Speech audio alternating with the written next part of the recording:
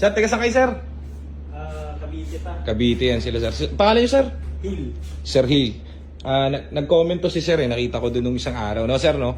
Bilis pa sa alas 4 yan si sir. Kakakuha lang namin nung EcoSport. Wala, reserve na agad ni sir. So, sold na yung puti natin agad. Wala na, out na. Ay, Jad, pero ako nasusi nung EcoSport na white. Re-reviewing ko lang kasi hindi maabot sa review yung ano natin. Ayan, re-reviewing ko lang yung kotse nyo, sir. So, ito yung EcoSport na binili ni sir. Pakita ko sa inyo.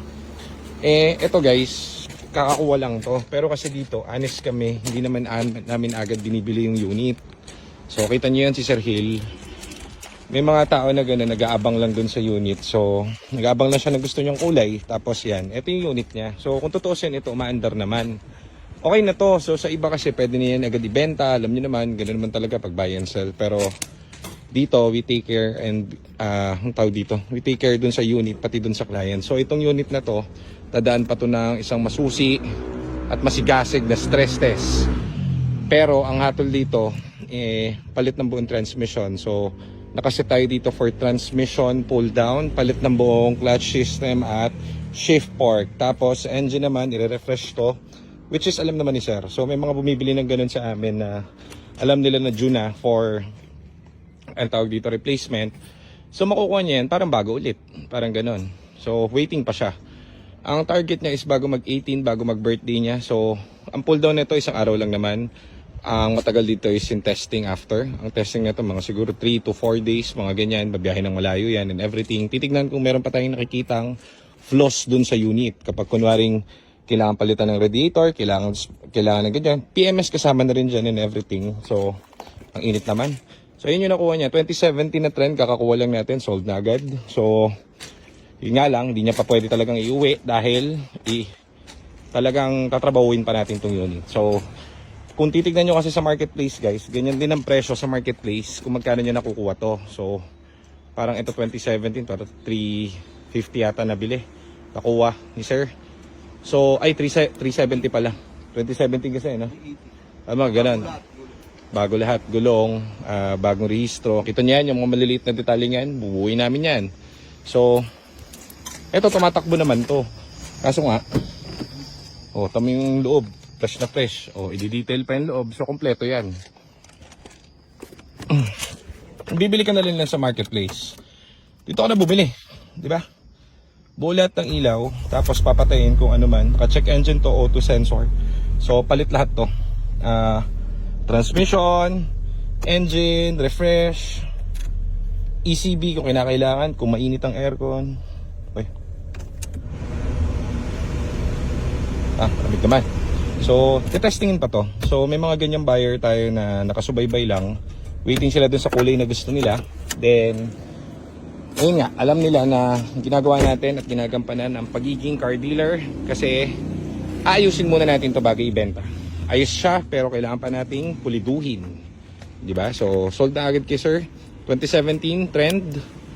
Bibili ka na rin lang sa marketplace. Parehas lang naman kami ng price. May pumunta rito kanina, no? Si Sir. Ay, kahapon pala. Yung silver na Fiesta, no? So, yung silver na Fiesta, pumunta rito. Nabili niya ng 270, 275, 270 ba? 270. 270 yung Fiesta, no? Pagkabili niya sa marketplace, ano ginawa? 1 week lang, Nasira ang transmission. Magkano ginastos niya? 70,000. So, 270 plus 70, magkano? 340. 340. Tapos, nasira ulit.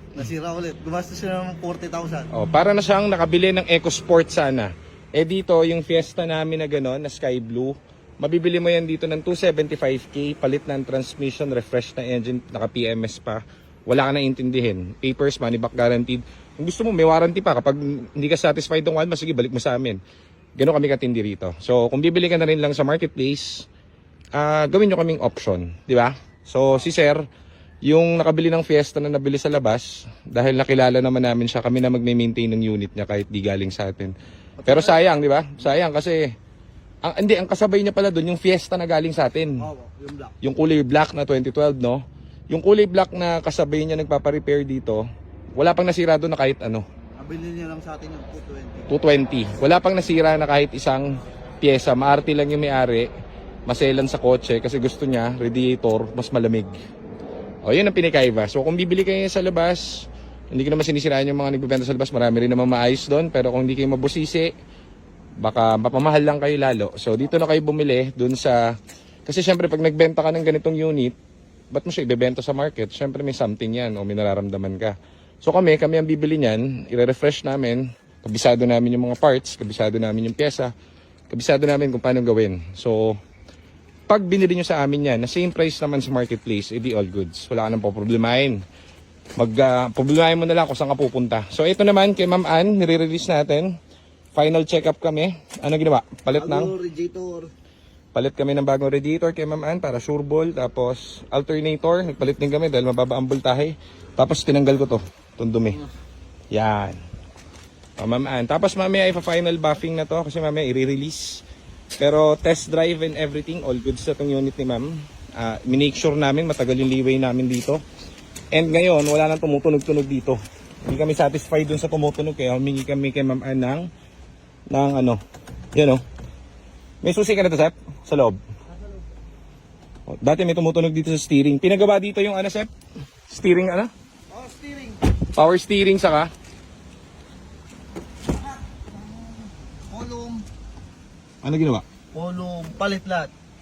Power steering column, tapos tumutunog, rack and pinion, no? Opo. O yan. Isang ginawa natin dyan. First time car buyer kasi yun si Ma'am.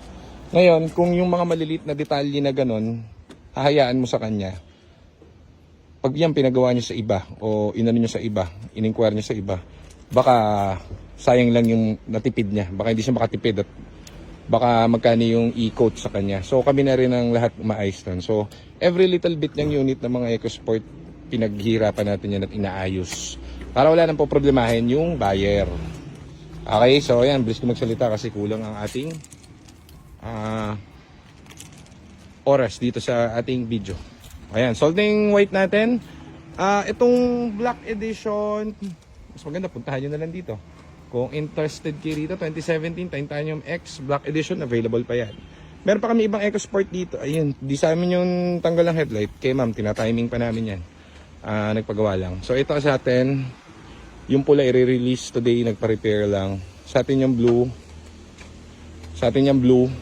Ayan, yung paikot sa atin na yan lahat. Yung iba wala rito, nasa retouch. Pinapa-retouch. Pagod ako. Pagod ako magsalita. Shoutout ka muna sa mga ano mo. Fans mo. Shoutout kay Arlie Anga ng Australia. Shoutout kay Ma'am Dao. So, yan ang ginagawa natin dito. Ready for release. Ito, final check-up. Palit pa rin tayo ng kung anik-anik. Okay na baltahan niya mamaya? Apo. Sige, tapos spark plug na palitan mo na. Palit na rin. Palitan na rin. So, yan.